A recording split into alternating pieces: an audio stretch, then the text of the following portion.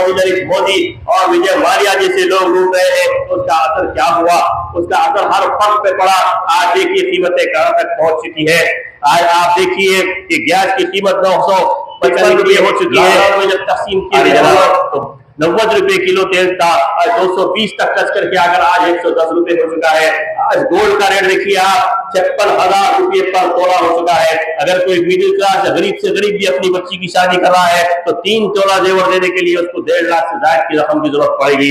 आज डॉलर का रेट देखिए आप, 84-80 रुपये पर डॉलर हो चुका है। तो इस तरीके से हमारी मईशत तबाह हो रही है, जिससे राष्ट्र मुसलमानों मिडिल क्लास का आज भी मुतासिर हो रहा है। तो ये कम्युनिज्म और एक कैपिटलिज्म का कब्जा है। तो वही बैरिस्टर चौधरी नबी साहब नेशनलिज्म और सेकुलरिज्म की लड़ाई लड़े हैं, जो लड़ाई उन्होंने 2015 में शुरू की थी। आज 10 साल के बाद सेकुलर जमातों को समझ में आई और बेंगलुरु में इजलास हुआ। 28 जमातों वालों ने इजलास किया और कहा कि हमारी जो लड़ाई इन कम्युनिज्म और कैपिटलिज्म के खिलाफ लड़ना है और भाजपा सरकार को गिराना है। तो ये मजलिस इत्तेहाद मुस्लिमीन की सोच और फिक्र रही है। दूसरी तरफ अगर आप देखें तो हमारा मुकाबला कांग्रेस पार्टी से है। ये कांग्रेस पार्टी जो 75 बरस से इस मुल्क के अंदर मुसलमानों के फसादात करवाए, तबाही बर्बादी, गुर्बत और बेरोजगारी के लिए जिम्मेदार है, तो यही कांग्रेस पार्टी है। पंडित जवाहरलाल नेहरू ने क्या कहा था कि किसी कौम को मिटाना है तो उस कौम की जबान को मिटा लो। आज सारे हिंदुस्तान से उर्दू जबान को मिटाया जा रहा है। फिर इंदिरा गांधी आई तो उसने क्या कहा कि गरीबों को हटाओ, गरीबों को हटाओ। जब देखा कि गरीबी नहीं हटाई गई तो कहा गरीबों को ही मिटा दिया जाए।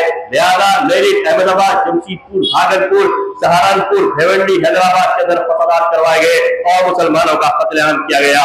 दूसरी तरफ हमारी मईशत को तबाह किया गया। कश्मीर के अंदर हमारा कालीन की सनत थी, कश्मीर के अंदर हमारा सेब का कारोबार था, कश्मीर के अंदर हमारे ड्राई फ्रूट के कारोबार थे, उसके अंदर तबाह बर्बाद की गई।